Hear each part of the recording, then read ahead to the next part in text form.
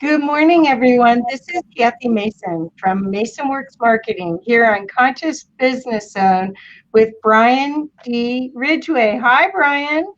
Aloha, good morning. Good morning. Oh, thank you for getting up early to have this conversation. And we Happy. are starting a little late for the regular audience, so I hope everyone can still come. But there are replays if not, and it also goes up on YouTube afterwards. So, Brian, I am so excited to. I've been in your group. I've been following you since 2018 on Facebook or sooner. Okay. And I've been watching what you do, and it is very similar. Your awakening experience is very similar to what I've had, but I don't do what you do. I use, Mm. I use my knowledge in different ways. Helping you guys get out there to help more people is part of it. But tell us a little bit about how you started on this journey, because right now, just so you know, everyone, Brian does amazing work one-on-one and in group with people to help them wake up to their divinity, which is what I call my life mission, is to help as many people wake up as possible. So when he said he wanted to grow his free Facebook group and do a 90-day program, I said, how can I help get you more eyes? So back to this. How did you decide that this was what you were supposed to do?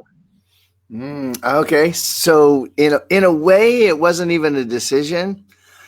I There's two threads when I tell this story, and you feel free to rein me in as necessary because it's a pretty big story. But on the first level, I was born into a very unhappy home. There was a lot of anger, a lot of sadness, scarcity in my home, and not much resembling love.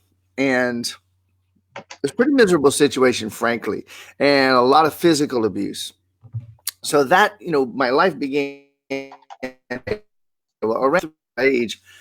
I noticed that I had an ability to look at a person and see, basically, in a way, see completely through them, not physically like they were invisible, but I could see through their mind and their psyche and their emotions.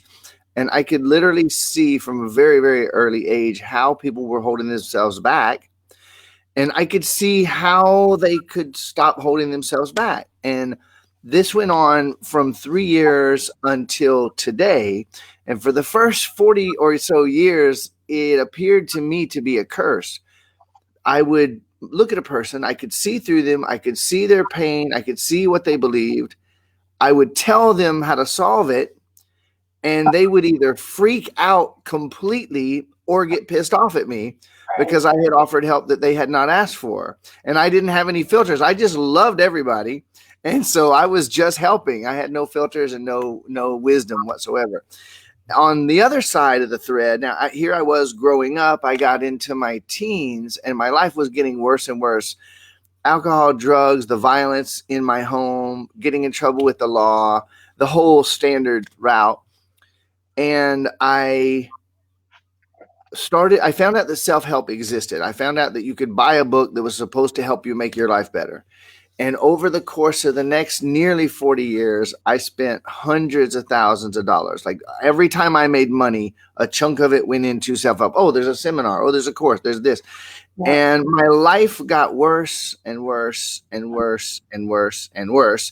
For many years, I was just on and off suicidal. Nothing I was learning was making my life better. Nothing I applied was making my life better.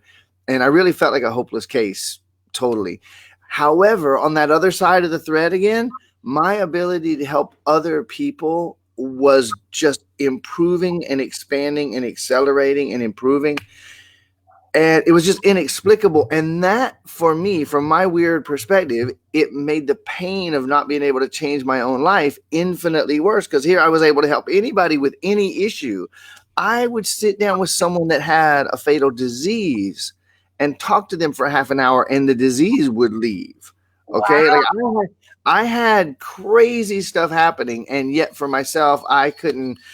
My joke is I couldn't find my ass with both hands in a brightly lit room. Okay, I just couldn't make anything work, and the self help, the conflicting self help, was making it worse and worse and worse. And by the time I got into spiritual stuff, which I always put in quotes, oh man, the conflicting, impossibility, it was just too much. So in 2011, I lost everything for the seventh time. Oh my God. And I literally was ready. If I didn't have kids at that point in my life, I definitely would have ended my life.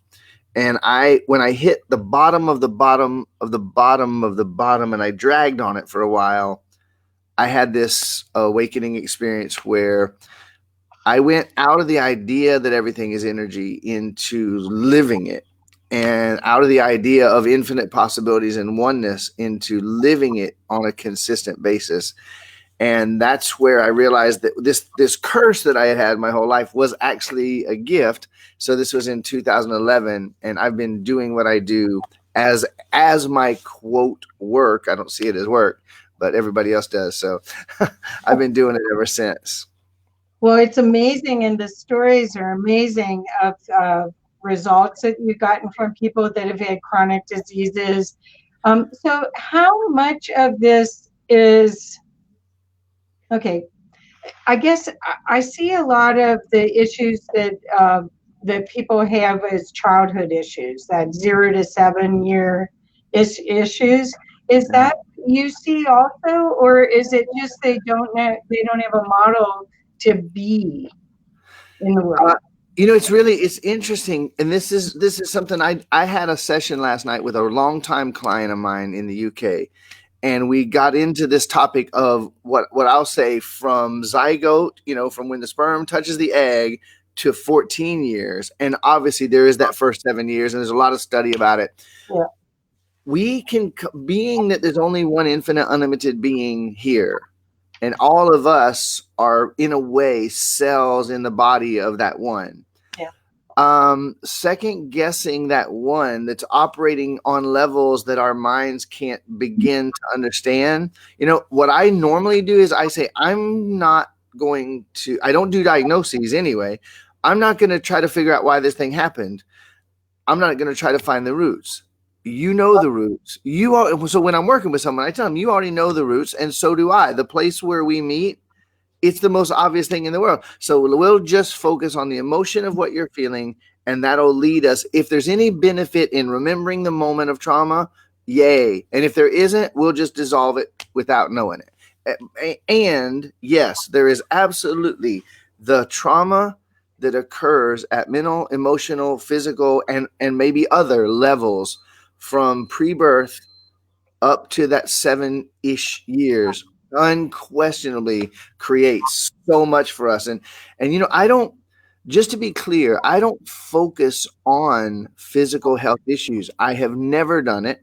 right. And I have had a few people come to me asking for help with health issues. Now, legally, okay, I live in Hawaii, and our statement here in Hawaii is this is not actually part of the U.S. The U.S. came in and stole the island, but so we view Hawaii as an occupied territory, which is more accurate. But the U.S. calls it the U.S., and by U.S. law, I couldn't claim to cure anything. Well, Right.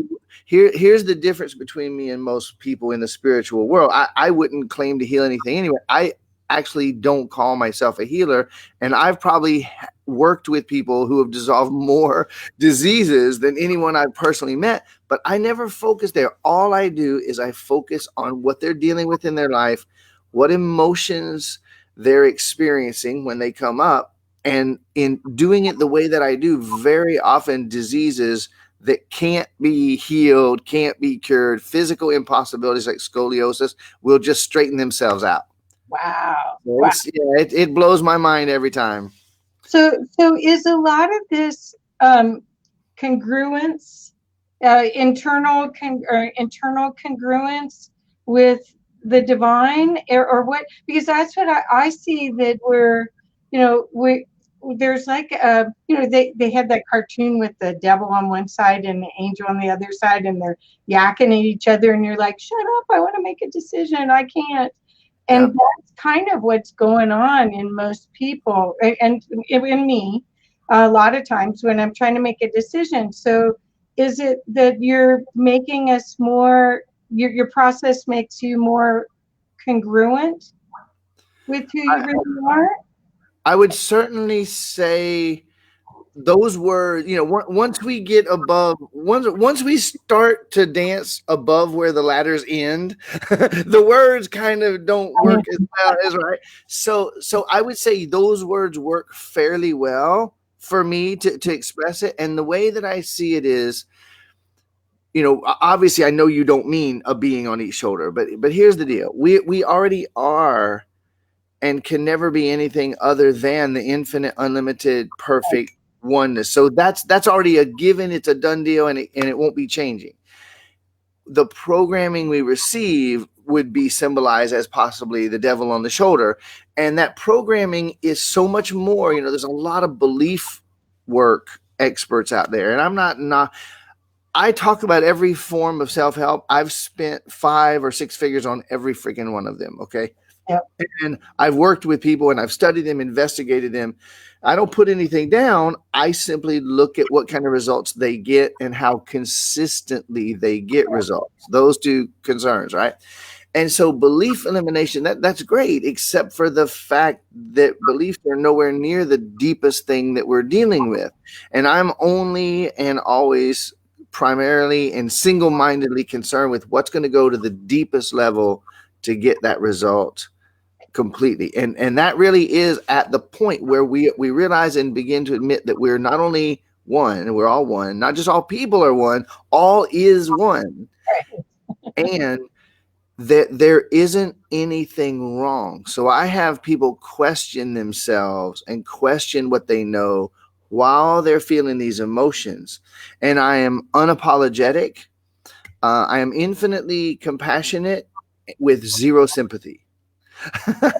Infinitely compassion with 0% sympathy. And that's really unusual, because what I see the vast majority of people doing, quote, spiritual work is, if one is not living in oneness, then they can talk about it all day long, but they'll be talking about it from other than oneness.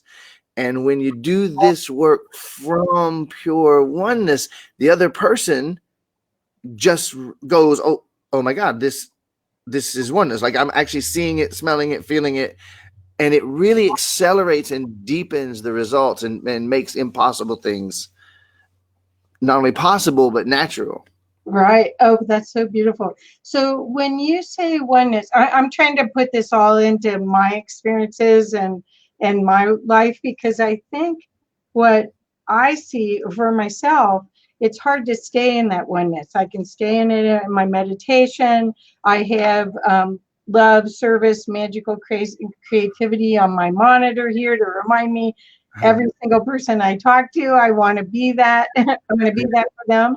Yeah. And when I work with clients, I tell clients, you have to understand people are buying your light, your love. They're not buying, I mean, they say they're buying your service, which of course you want to give good service, but they're really, you have to clear and clean yourself so that you can be the brightest light to be in that service for others. So how do people stay in it? How do you stay in it? Because that's what I find. I'm in it and then I'm out, and then I'm in it and then I'm out. Yeah. Kathy, I find myself in the very, for lack of a better word, I'm going to say, I love to use quotes because I'm not stuck on any words. I find myself often in the awkward place of helping a lot of spiritual teachers, and a lot of, okay, if you list energy workers, light workers, spiritual teachers, okay, I find that I'm the person that Yeah, they come to, and that's a weird place for me to find myself for many, many reasons. And the number of times that I've had someone say to me, and I noticed carefully, I very noticed that you didn't say it when you started to say, we do something similar, but then you said, well, what the experience that you had, the vision you have, and what we do is different. the number of times that I have a spiritual teacher or healer or whatever come to me and say, "Oh my God, I do what you do." And I take a really good look and I look really carefully, and I've never seen anyone do anything close to what I do. And I notice it's very curious to me that when they look at it, what they see is the exact same thing. But when I look at it and other people that I help look at it, they don't see the same thing. So, there's something to that. And I really respect the way you're forming the question. It's different here. I am not better than anybody else on this planet. And no one is better, because better is a nonsensical concept. And yet I find somehow strangely that up until this moment, I've never seen anyone doing what I'm doing. And it's really strange. Okay. So now the beautiful way that you worded that, there's a phrase that you said in there that was very telling, and you've watched me work a little bit. So, I listen to the words and the spaces between the words. And when you said it's really hard, well, I could work with you on that. Like, I could say, well, is it hard? And I could help you to find the part of yourself for which it's never hard. And not only that, but that part of yourself knows that nothing can be hard. And that right there already takes the Velcro off of where we were getting right. And then it's an open space. So I don't try to stay in it. I don't continually clean. I know all the Ho'oponopono and all the other stuff that people are saying. The reality is that the reality is that we're all infinitely, eternally already that oneness. We don't have to try to stay in it. If we would become aware of how much of us is trying desperately to stay out of it. My problem here is I love this conversation. I want to keep having it, but I also have some people in the Good. but I want to come back to this because I want to explain why I'm finding it hard to stay in it. Okay. But we have Cheryl Stegman's here, Christy Appleton's here, and they're all saying hello and happy. Terry Willette says hello. Kathy Botchman says hello. Zach says, seems to me that if you see who you really are, your perfection, your blueprint, then everything that does not serve you sheds. Just stopping by to say hi. I used this type of model a long time ago. It works. That's Zach. Aloha, everybody, and hey, Zach. So the reason why I brought up the staying in it is I had a session. I did all of the avatar. You talk about spending a lot of money. I did all of the avatar programs all the way through Wizards. And in 2000, so 15, no, more than 15 years ago.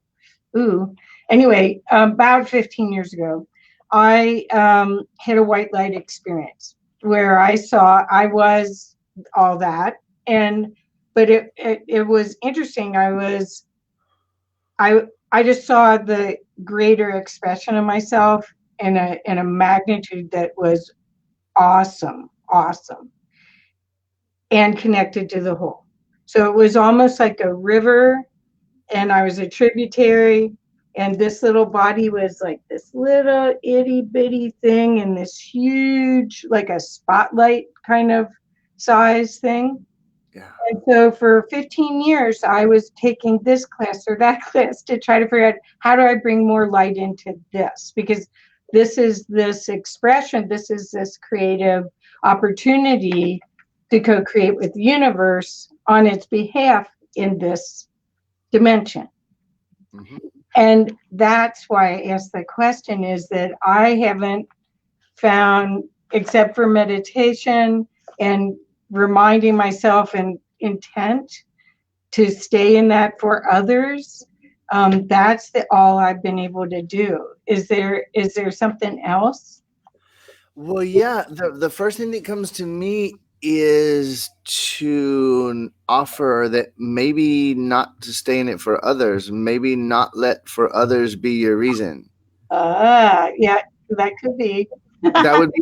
that would be a starting point. That would be a start, and I'll offer this to you. This is really getting into the controversial. Which, if we don't get controversial, what the hell are we talking for, Yeah, right? no, we're waking them up. Come on, and that's the idea is that everything that you do, there's nothing unloving about it, but it's straight to the point, and it's powerful. It's fast and it's powerful. So Yeah, I appreciate you saying it. It's the loving laser. You know, it's this. All right, so I I know I should put my seatbelt on. when I look at how my life was, and I look at how much hell and suffering I was in, you know, all of us spiritual people, we all want to look good as much as non-spiritual people. We all still want to fit in, and we still have all these themes running through us after we become spiritual that we had running in us before. And one of them is we all want to love, but sometimes we find ourselves scratching for approval, or wanting people to want approval from us. We have it's I don't like to fault the ego. A lot of people fault the ego. No, there's no point, no benefit there. And yet our ego is the part of us that helps us to perceive our separation so that we can function as a seemingly independent person. It does have some habits, and it does operate with beliefs and emotions driving its behaviors, which become our behaviors. All right. So when I first started doing this work as a business, I had been helping everybody just for free while I was doing other things. When I said I'm going to do this as my work, uh-huh. I had an interesting experience because I reached into a big Facebook group of internet marketing oriented people, a lot of whom were in personal development. And I said, listen, I'm going to start my business with testimonials. I can help you solve any issue in your life in an hour or less. It doesn't matter what it is. I am going to offer the first 20 people that show up, I'm going to do 20 free sessions over Wow, the phone. I wish I would have done that. And so I did it, and I said, so here's the catch. It's going to be weird. I'm not going to bullshit you. It's going to be laser focused. It's going to be intense. And at the end of it, your situation is going to be changed no matter how much time and money you've spent working on it. The only catch is that let's just say that I fail. Let's say I don't help you solve that issue. We had an hour together. We had a great time. But the other catch is that if I help you solve it, it's free. But if I help you solve it, you give me a testimonial. So my target was to start my business with 20 testimonials from credible people. And because I worked directly, 16 out of the 20 were personal dev people themselves, Oh leaders. wow. Oh wow. I I encountered a theme inside of them that I never would have dreamed existed. And I'm going to label it as a phrase, which is people need my help. People need my help. And so if you check in on that statement for yourself, if you just check in, is there any aspect of me, any part of me that believes or feels that people need my help, that there's an obligation? The second that you find that, and virtually everyone has it in them. Now, I've done it enough times. I've helped enough people to undo that thing enough times now that I can show you the mechanisms. I can show you what early childhood events create it. It's partially when we learn, I'm way oversimplifying here, but as an infinite, unlimited being of love that's born into a family where generally there's not much love, almost everybody is completely asleep and buried under their emotions and their pain with no idea what they're doing. Even the most loving family, there ain't that much love there these days. And it can be completely turned around. It's not bad news. But born into that situation, what we find out really early, I'm talking way early, often in the womb, we discover that there's no such thing as unconditional love. Love is not reliable, and we can't trust that love will be there when we need it. So at a super early age, we learn how to be needed. We learn how to be a good boy or a good girl so that we get approval. And once we find out that we can be needed, we're addicted. And so we're carrying these themes, and it's very deeply rooted. And we don't want to look at it, because if I lost my people need my help, I wouldn't have any usefulness and I wouldn't have any reason existing. So that's a really big part of that. I don't have any. I have no. I know that I'm ranting here, but Kathy, here's the piece that might help you the most, and others. I am no longer under the delusion that people need my help, or that I should help them, or that it's more noble for me to help. And that is why I am completely free to help on radically higher levels. Right, right. The game.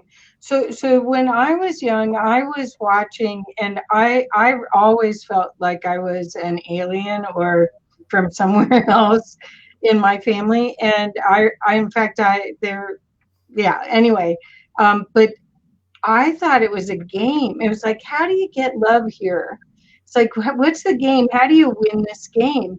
And you could see conditional love was the game. There was no unconditional love, because they didn't even know how to play that game. Yeah. Yeah, Yeah. yeah, yeah. And So the conditions multiply and multiply. It's a really trippy thing that the conditional love is multiplying as fast as we can move. So like I have a favorite saying: if you have to do anything to get it, it ain't love that you get. So when you said that, like, what do I have to do to get love? What do I have to do to get love? If you have to do anything to get it, it ain't love. And the irony is that when you really are able to stop doing anything to get love, that's the only time you can actually realize that all that's here is love. There isn't anything here but love. And that's really when everything changes. Yeah. beautiful, beautiful. So, Sylvan Harper says that was a very pure moment, beautiful. And Terry Willinette says resonates. So, you guys, if you have questions here, you will love. Kathy's here. Kathy, put in a question if you've got it for Brian. Um, there, the other question I have, this is fabulous, but I'm going to rear you off just a little bit about self-expression, Okay. because okay, so a lot of people are missing that self-expression piece, maybe what they did when they were 12 in their free time, when their life was all taken care of, maybe. Um, Yep. but where they might do dance or art or singing or music, they played an instrument. And how does self-expression work? Because it feels like that's a big block with I work with a lot of change agents and light workers and coaches also. And the marketing plans we do will be to get them here, and I see that. I actually can see it as a channel or whatever of the divine, but they're here, and there's these pieces to get them to there, and because they're afraid of their self-expression or to show up who they really are. Their divine. How do you see that? Because that seems to be a huge block. Yeah, it's almost universal that people aren't expressing their truth. And it's if we look back at early childhood, um, like and I'm going to encourage, like, if anyone's hearing my voice and this is even remotely interesting, it's worth actually looking rather than just following the words. So if you look back at early childhood for anyone, including yourself, and it might be easier to do for others, like, just here's early childhood and here's adults and here's their life. Okay, so here's this child. The child starts to laugh and dance and somebody says, shut the F up, you sound like crap. That does not, for most children, inspire the desire to do more, especially if they've already learned pain from being corrected before. We start to express our sadness, and the loving adults around us, conscious beings that they are, say, I'll give you something to cry about. Yeah. Oh, And so whether we're expressing our joy or our anger, when we start to let our feelings show, generally the adults or the older kids around us shut us down quick because they're showing us how it works around here. right. You know what I mean? Yeah. And so we learn to shut down all of our expression, especially our louder, more enthusiastic expressions, and then we get put into the ultimate curse of existence in the modern world. Now, there's nothing bad here. There's nothing bad. However, the way that we created this illusion, the educational system, is the most soul crushing, life draining thing imaginable. And so we go into this educational system, which is designed intentionally to destroy our souls and crush our creativity and eliminate our individuality. And it does a damn good job. And then not only do they do a good job of policing us into line, but they police us into policing each other and ourselves into line. So now there's no escape. We start to express, and somebody faults it, makes fun of it, criticizes it, condemns it, punishes it. And so everybody's just scared to death. And that's really what it boils down to. And so nobody's breathing.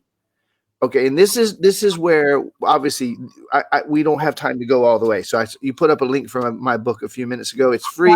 I'll put it in again. Yeah. And Don here, hi Don. So hey, Don. Well, the book's only part of it. You guys have to understand, when you feel this energy that he's doing, you're touching into your original blueprint, your original source. That's what I love about you, Brian, is like you are expressing from that with clarity. Not well, I spent years and years. I spent years and years and years and years and years and years with my number one focus being let what's not me fall away so that me will be what's left. And that's where I'm at. And it's still more every day. So this thing of expressing yourself, you must start with what's going to physiologically bring you back into the state where you can express yourself. And the vast majority of people, I joke about this, and this is where, for someone hearing me for the first time, I forgive me, it's going to sound way too weird, but I teach and I share. No, maybe not. Okay, that would be awesome. In fact, they're all like going, yay, yay. Well, this is going to be the statement where somebody's going to think I lost my, marbles. And I don't mind. I couldn't care less. The number one skill that the vast majority of people have mastered, the number one thing that most people have put more time into, the number one thing that virtually everybody on this planet has practiced and drilled and rehearsed to the point of perfection and put more time and energy and effort than they have any idea into, the number one, not number two, not number 10, not number 1,000. The number one skill that almost everybody on this planet has, and the number one talent that people have practiced, is how to not feel their emotions. Yeah. And the way that we do that, is by not breathing. And so virtually everyone, studies have been done that show that, like, huge swaths of people, from universities to elderly, that people are breathing around 12% of the oxygen that they need to fuel their brain. Wow. And I'm saying, like, unabashedly and unhesitatingly, that the reason why we do that is because we found out when we were little that if we breathed, we would feel our emotions. And if we felt our emotions, we would express them. And if we express them, those big mean people would beat the hell out of us or harm us. So it wasn't safe. It was not safe to feel and express, so it isn't safe to breathe. And so it's weird, but the real answer to your question about self-expression is, I tell you what, if those people would watch the 2 breath videos that I put in that book, all available for free, there's no pitch. Here's the book link again, Break Your Self-Help Addiction. Yep. And .com. And I'll put it in the comments as well, you guys. It's a free book, and then there's links to it. Brian also has a website that I had up originally, that is his name with the D, and then he's also very available on Facebook, and he's got a Facebook group that he's starting where he's going to be, I'm calling it launching, but he's not calling it launching, launching a 90-day program for free that's going to rock your world. So, and I want as many people to wake up to their divinity as possible so we can all play at a different level. I want you to know that there have been some questions and comments. Is that okay if I break? Well, bring Okay. 'em on. So Kathy Roberts, and hi Kathy, Kate. Kathy. Uh, she says, "How do we bust out of the programming and pain bodies?" That question will actually work against you and do more harm than good. So if you're just think about it and just look at the words. I will help you if you want, Kathy, to ask the question that you really want to ask, or I can answer what I know you really asking behind it. But just take a look for a minute at where this is coming from yourself. I want to break out of something. That is a violent, anti, it's a struggle. I got to break out of this. I got to break out of this. So what that question does is it shows you what you're feeling and what you're thinking that you need to do, but you don't need to break out of anything. What if you were to relax into your infinite ability instead of breaking out of some pain body thing? So if you breathe deeply and you relax and you chill, you're going to be infinitely more resourceful. The answers are going to flow to you from you. And it's believing in pain bodies. It's believing that you need to break out of something that multiplies and perpetuates the pain. So just, experiment with it. We'll be on for a little bit longer. If you want to breathe for a few minutes and chill and then say, Brian, that shit didn't work. Or Brian, wait, what else? Okay. But seriously, don't just release that whole idea of breaking out of anything, busting free. And If you put the effort into being the divine you and experiencing that, and is that okay? No, you're well, I'm just gonna say that there's no effort involved. It's the opposite of effort. okay. Yeah, you're already the universe and the source of the universe. And the irony is all of us, spiritual people, we're so spiritual, and yet we talk about connecting with the divine. That denies that you're the divine. Right. So it's relaxing into yourself is where you get to find out what you are. Wow. That's so perfect. Well, Don Lynch is on, and he always says, "See, you have to feel it to heal it." That's when his healing modality, he's always talking about that. So, and he just wrote excellent on this.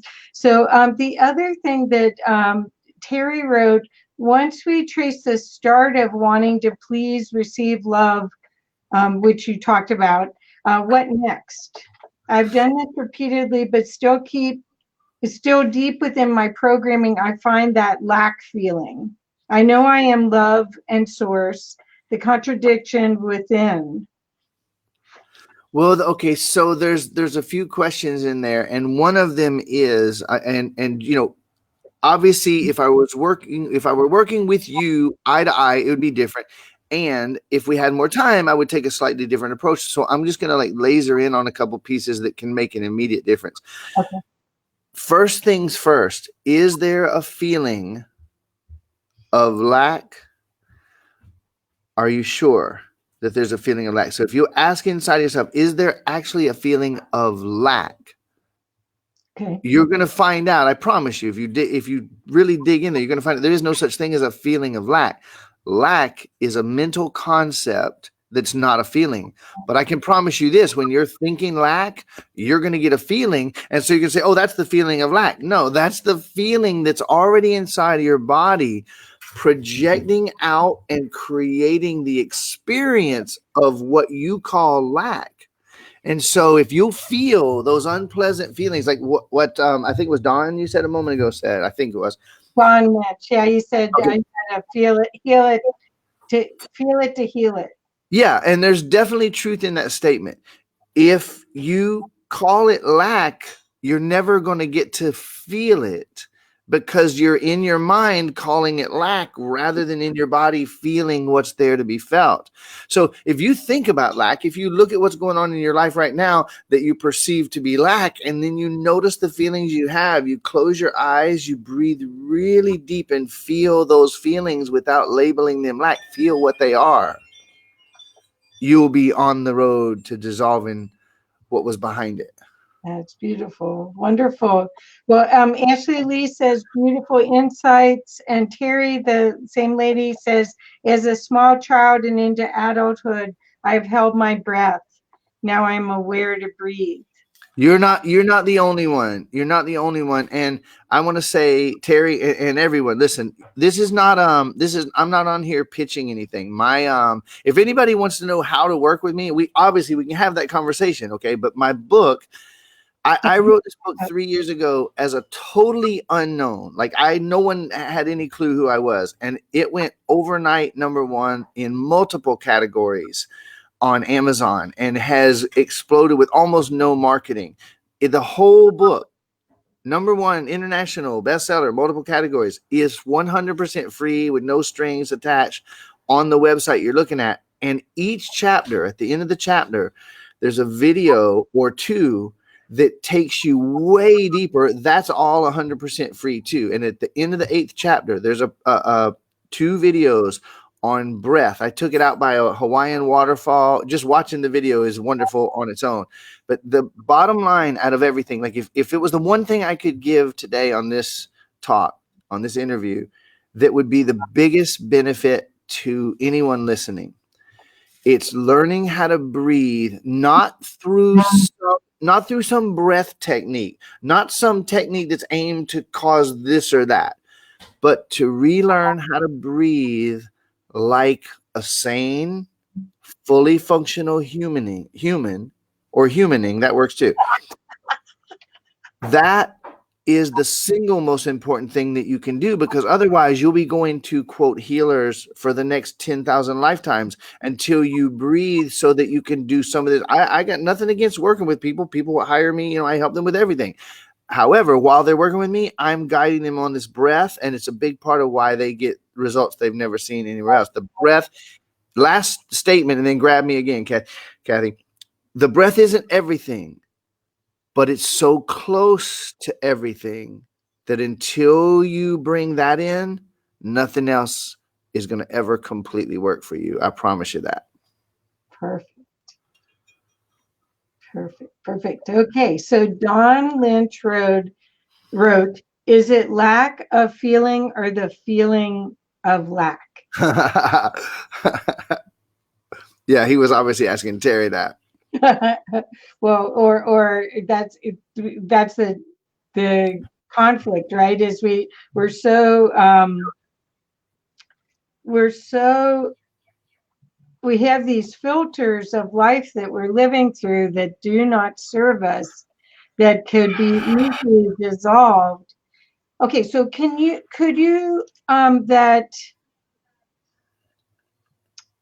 can you talk a little bit about your group that you want to grow exponentially, and how people can get involved with that so they can have your 90-day adventure? Sure, I totally welcome that. So a few years ago, a couple of clients of mine that are friends actually created this Facebook group, and they wanted to share my stuff and get it in front of more people, which I'm all for. And I love generating money from my work, and I also love helping as many people for free as I can. I totally love both of those. And so I got involved with it. We grew it a little bit. There's a couple thousand people in there. And then a week or two ago, I just got this feeling. There's millions and millions and millions and millions of spiritual people that are desperately trying to follow systems that either don't work or that don't work well. Sorry, I thought my notifications were off here. That was my wake up, Kathy. That was my actual wake up reminder. You're doing great in your sleep. So I decided to really grow this group and to go in there literally every day in this free Facebook group and just give and give and give. So I'm going to be doing 90 days of Facebook lives in there doing what I do with people that have paid me, at the top level. And I'm going to be giving away literally everything I can for 90 days. We will be getting to know each other. And it's a really cool community of people who I named the group Go Beyond the Law of Attraction. So if you're using Facebook, well, I guess we're on Be Live. So in the link too. okay, thank you for that, Kathy. So the name of the group on Facebook is Go Beyond the Law of Attraction. And we chose to stick that go on the front of it because so many people are desperately struggling and trying to solve their problems, to break out, to reconnect, all these things that are actually nonsense that's being widely, almost universally taught in the whole spirituality realm. The things that are being told that are honestly nonsense. They perpetuate the illusion of separation by well-meaning. I don't think there's any spiritual gurus out there that are saying, oh, I'm going to wake up and screw up some people today. I don't think that's the case. But like just that simple idea of connecting to source. There's books written about it. There's people talking about it. You can't connect to source. That perpetuates the illusion in your mind that you're not already source. And I mean, there's about 100,000 examples like that I could give. So there won't be any BS flowing in this Facebook group. It's going to be a whole bunch of people saying, I actually want to wake fully up to my infinite being. I don't want any BS. I want to go straight for what works. And I'll be going live in there literally every day for 90 days. It's going to be amazing. Oh yeah, and I recommend highly anyone watching this or watching the replay or watching it on YouTube. I highly recommend. That won't matter where you start in the 90 days. If you watch this in 2 weeks and he's already done a week, don't worry about it. Yeah. Plus, it'll be recorded. But what you'll find is that it's that whole thing of peeling the onion. If that isn't really it. It's the we want to go home while we're still in physical. and this is your ticket to go home. I mean, easily. And you're already there. You just have to realize it, really. That's right. And then have fun from there. So it's almost a joyous reunion. So Don put no BS, yay. So again, the name of the Facebook group is Go Beyond the Law of Attraction. I'll put it in the comments. And the other thing I wanted to know is because I've been following you for a long time, and I haven't seen anyone that didn't get a transformation. Can you tell us some stories of some transformations, not to set expectations with anyone, but just because they're cool stories? Yeah. Well, yeah, and I agree with you about the not expectations. And here's the irony. I'm just going to give this one little angle before I say. So when I first started doing this, and I knew that I was different, not better. I knew I was different. And what I saw for those first few months that I've been doing this now for 9 years, what I saw in those first few months was that people were coming to me one after another and saying, Brian, I've spent $300,000, $500,000, $800,000 on self-help in my life. And, some that didn't have that much money, but maybe they spent 50 grand. That's significant money for someone over a lifetime. I spent decades working on myself, 5 or 6 figures working on myself, Brian, but your free stuff broke me free more completely quickly than all the stuff I ever, that's kind of weird for me. And because I'm not at war with my ego anymore, I could think in my humanness, well, that's pretty damn cool. I like that. And in my infinite being, like, how am I doing this? What's going on? Okay. So I came up with the reason, and the reason is why level 5 gets the results that it does is because first and foremost, I live unconditional love for everyone. I have no ill towards anyone, no matter what they say or do to me or about me or anything else. No one can affect my love anymore. And so when I look at a person, I'm dealing with an infinite, unlimited being, and unless they don't want me to, I'm going to remind them of it. And that's actually all I'm going to do. From a million creative angles, I'm going to remind them that they're perfect, infinite, unlimited beings. That's all I do. All right, so with that being the case, I can say that Renita Farrell, who is a client and now a friend, came to me a couple years ago, 67 years old, about 70 pounds more than she wanted to have on her. And she was not a tall girl. She could barely walk. She was limping. Health issues, pain issues, relationship issues, money issues. We'll talk about not expressing herself.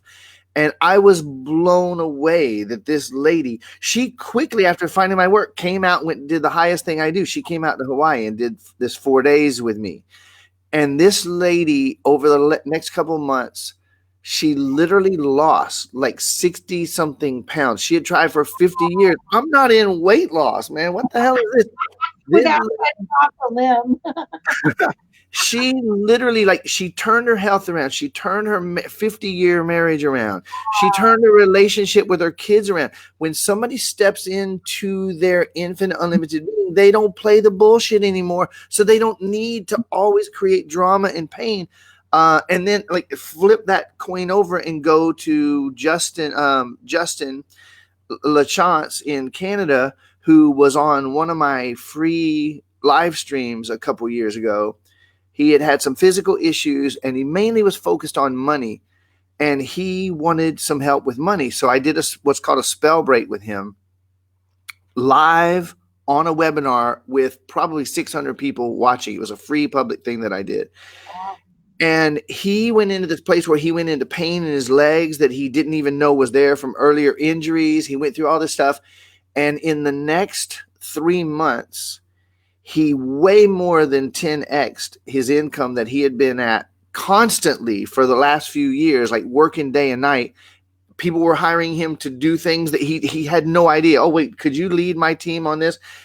And what's even trippier about that one is that when I helped Justin, about 3 hours later, I started getting messages on Facebook from people in different countries who had breakthroughs, physical, emotional, financial, or even health miracles. I had a lady in Belgium that had been diagnosed with MS that could barely walk, and she completely dissolved MS. Okay, it's not supposed to be physically possible, but there's no physical universe here. So, of course, everything's possible. And so the trippiest thing for me, Kathy, is that when I'm working with people, especially when I'm working with a group, everybody who sits in full presence, paying attention while I'm working with the person, everybody has their version of the breakthrough because we are every same issues and nobody has any issues.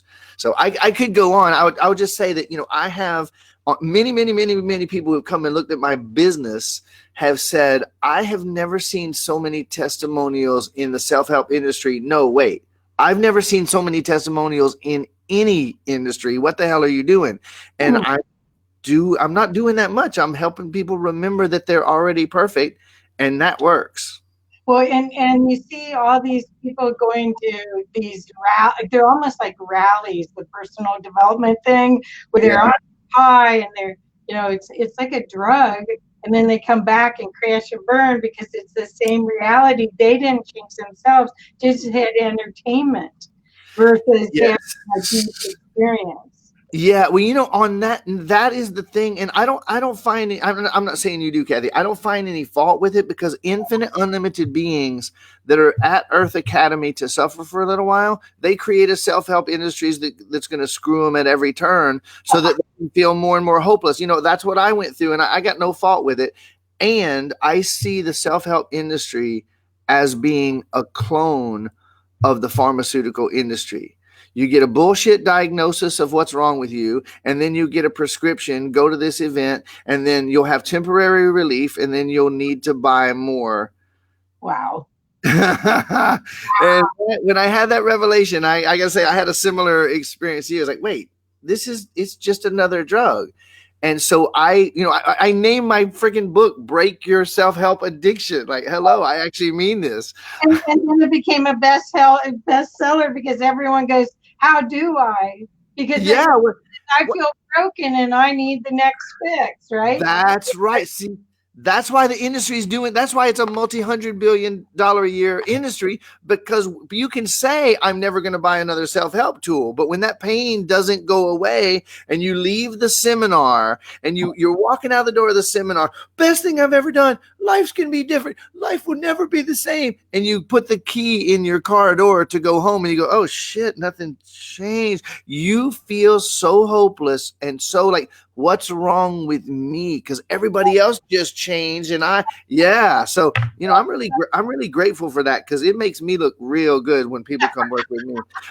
Okay, so I have one more question and then we're going to have to go. But Cheryl Stegman said that level he is talking about, absolutely. And Milana Fiore said, wonderful, great. People are, and Terry saying it resonates. So here's the website again. I have one quick question about near-death experience. I'm really excited and volunteer in the IANS group, which is the International Association for Near-Death Studies. And I find it fascinating how people transformed so much through that experience. And it feels like you're kind of getting them to that same place without having to be mangled. Yeah. Trauma. Is that similar? Yeah, I would say that's true. When I had either a post-death experience. I was dead for about 30 minutes when I was 16. Wow. And a big story there that we don't have time for, but I'll just say this about the whole near death and the question you're asking. When someone releases their fear of death, when someone knows that there is no such thing as death, see, it's one thing to be a spiritual F, my inside joke there. It's one thing to be a spiritual F and say there's no death and talk about how there's no death and talk about how we're all energy without having gotten anywhere near to handling those deep fears of death that are running around inside of your body. But when one releases the fear of death, when you know that you are infinite, unlimited energy, they say that in Hinduism, if you swat a fly and kill it while it's flying, it has no idea. It just keeps on flying. And so do you.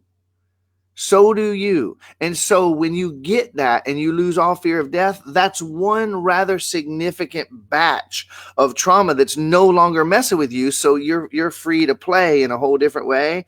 And yeah, I would say I certainly, by sitting in front of people, working with them, they look at me and they go, okay, this dude's not going to die. Wait, that reminds me. Neither am I. Okay. Yeah, I'm going to leave my body like everybody else. Big deal. I've done it an infinite number of times, and I can do it an infinite number of times without scratching the paint. Perfect. Perfect. Well, on Terry Road, I experienced my NDE in 2014. That was the start of my awakening. And Milana saying, actually, no one else can get anyone else anywhere. That's what she says. And then Terry saying, source self.